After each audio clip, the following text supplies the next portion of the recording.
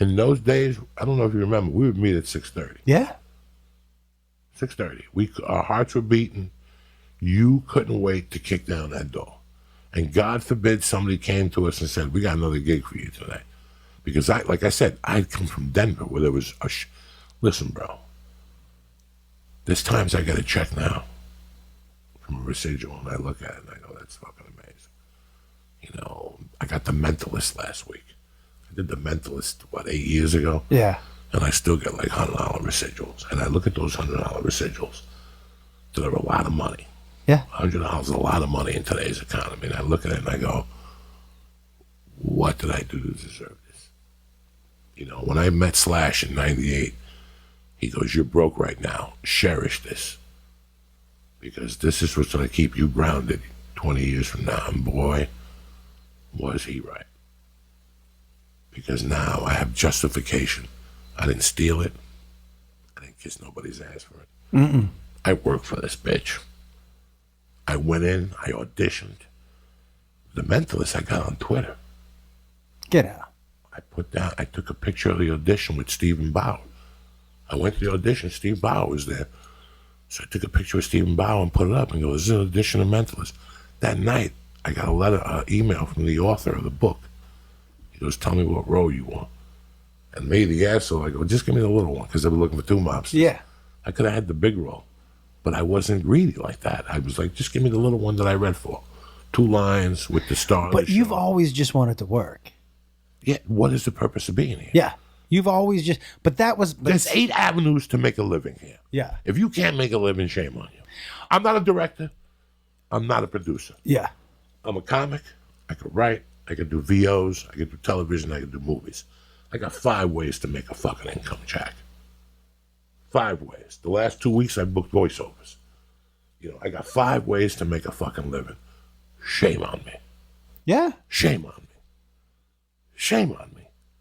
But what I mean is, that's your goal. Your goal wasn't to be a big star. Not at all. No, that's I don't the thing. want to be Kevin Hart. But that separates, like, that's different. I don't want any of that No, shit. no, no. You've always just wanted to work. No, you've I don't wanted to want work. to take pictures of the premiere. Nope. I don't want to do none of that shit. Nope. You know, this week is the rap party for the movie I did, the Soprano thing. And I've gotten 20 calls. And I love life, but I'm not getting a plane to go to work. I got a gig at the Ice House anyway. Yeah. I didn't get into this to go to parties. No, I know you didn't. I really You've didn't. said that a million times. I didn't get into this to go to And that's what parties. separated me. Yes, from without doubt. 200 people. Yeah. That they moved here and they tried to combine the party with the whatever. I'm what you call a functioning addict. I love to fuck around. I love to fuck around. But at 7 o'clock, it's chop chop. Yeah, I don't yeah. know what you're talking about. I went to bed at 5. I've been snorting coke all night. So save your sob story for somebody else. You're dealing with the real fucking deal here. You're dealing with somebody way. You know, I took my uncle to the baseball game a couple weeks ago, to the Met-Dodger game. Yeah. The wife, the daughter, we all went, whatever. And the next day he called me to thank me. He goes, that meant the world to me that you took me, especially after the relationship we've had. He goes, you've grown up to be a good kid and all this shit. And he goes, I got to tell you something. He goes, you know, for years everybody said you look like your mother and your father. He goes, it came to me last night. You're your fucking grandfather. He goes, you know what your grandfather did for a living? He left the house every day at 6 and he picked up shit from the street and he'd fix it and paint it and then sell it for $50 worth over his value. He was a savage. He fed 9 kids. He bought a house here. He goes, and he just made enough, but he got up every morning, no matter what condition. He goes, he died with his stomach hanging out, but he'd still go out every morning when he was 70 at 6 and pick up garbage and fix this and fix that. And he goes, that's who you are, only in a higher level. Yeah. But that's where you started. That was in your DNA, that you got to get up. I don't give a fuck what you're doing. Yeah. It don't mean nothing to me. Don't hit me with no excuses. You're sick. Listen, you're talking to the wrong guy. You're talking to the wrong motherfucker. I used to snort till 6. I still remember snorting and sucking at that Sunset, that dirty hotel across from the fucking Ralph's. Yeah. That they were doing now. Yeah. I still remember being in there and getting bit by a flea in your neck and shit. You get those bed bugs. Yeah. And looking at my pager, and there was a call from Chuck Pagano, the casting director, that I'm running late for a callback for a James Coburn movie. Bro, I brushed my teeth And I flew the fuck up there and I booked the fucking movie. Straight off of coke. I woke up at 10. And the guy was supposed to be at Radford at 11 o'clock. He called me like at fucking 10 to 11. He goes, I don't see you out in the waiting room. You got to call back. You want this movie or not? I go, dog, I forgot all about it. I looked at my eyes. I had those cocaine eyes. Yeah. I'm like, I'm not going to get this, but I'm going up there. And I nailed it. On fucking coke from robbing that fucking, I robbed the ski company. Do you remember the job you got me opening up for the ski company? Remember, first it was somebody else's and he gave it to you. Henry. Who gave it? Somebody Miller is the name of the company. Warren Miller. But then who did you work for? Who gave it to you? Matt Parrott. Matt Parrott. Where is he? You know what? I had 2 numbers for him. He's gone. He's gone. I texted him. Matt Parrott also got you the job writing on the Gong Show. Matt Parrott looked out for me, man. Matt Parrott, good guy. Really good dude. Matt Parrott and had still buddies with Billy Gardell. Is he? Yeah. So he still sees Billy. So, but I've been trying to find him, but I heard he gave you the job. Yeah, a couple of them. And you did it for 2 years. Yeah. Warren Miller. Yeah. Then they gave it to me. I think it was $800 a night. Yeah, it was pretty good money, man. It was good money. Yeah. It was $800 a night. They gave you 1 check to cover 3 weeks. So and good. then you had to wait. But there were 2 young kids from like college, from Boulder. And I'm watching them like a hawk, dog. I'm seeing that they're charging 20 at the door. And they're counting cash afterward and putting it in an envelope. And I'm like, oh, these motherfuckers. I'm like, these 2 idiots are going to go down. They don't know that I'm a master of deception. So I did the 2 weeks up north. Remember you had to start up north? Yeah. And then you worked yourself down to Carlsbad and San Diego. Whose car were you driving at the time? Terry's. Got it. The green Dodge. That was a piece of shit that the speedometer would just go around in circles when you hit 25. We were broke as fuck. Yeah. 800 a fucking night. And she was going down with me to make sure I brought the check home. Like the first time I told her I'm picking up $8,000, she's like, I'm going with you. Yeah. And we stopped. That's probably pretty smart. Bakersfield and bought a TV. I still got that TV. Get the fuck out I will not let her get out of that TV. That's the first TV I bought with the sweat of comedy. Does it still have, is it thick? $200. You can't pick it up.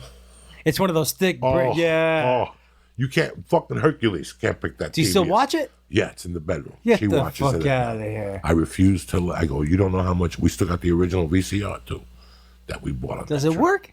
Yep. You use it? Yep, the CD, it's in the bedroom. Oh, Mercy has it. A CD player. That's amazing. And it still works.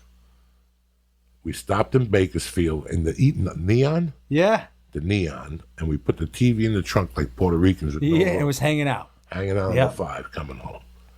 And I'll never forget that when I was down in Carlsbad with her, we went to a Kmart to buy clothes. And when we walked out, socks and white underwear and all that shit, that's how broke I was, to buy socks. And when we walked out, there was a burrito lady walking around in the parking lot. And I bought 2 burritos and 2 tamales.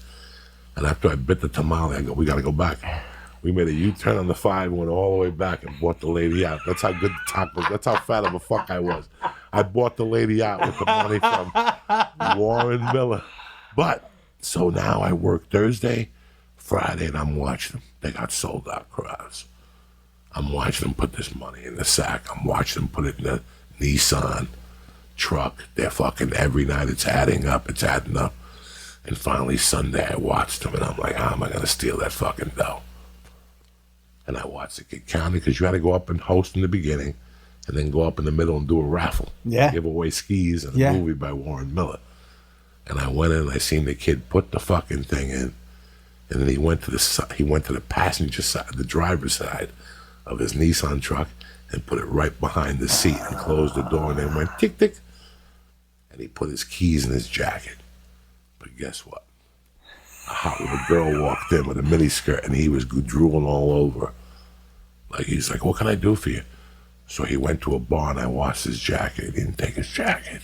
And while he was at the bar, I took his car keys and I went outside. I went click, click.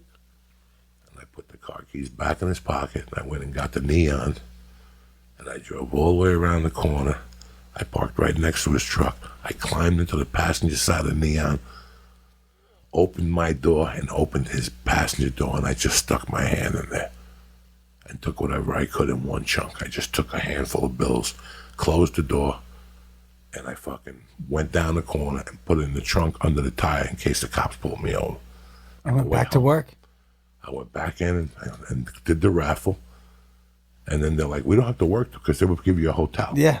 So they said, we don't have to work tomorrow. So I go, I'm going back. Love you guys. Yeah. See you later. And I fucking just drove till I passed immigration. And I pulled over and I stopped counting at 1,000. And there was still a stack of dollars left. And I go, fuck this shit. And I shot right up. It was a Sunday night. I went right to the Comedy Store and I saw the man.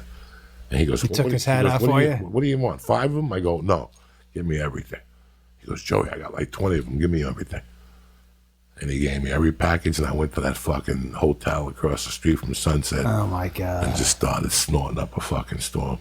He called 2 days later. Hey, man, did you see anything suspicious that night out there?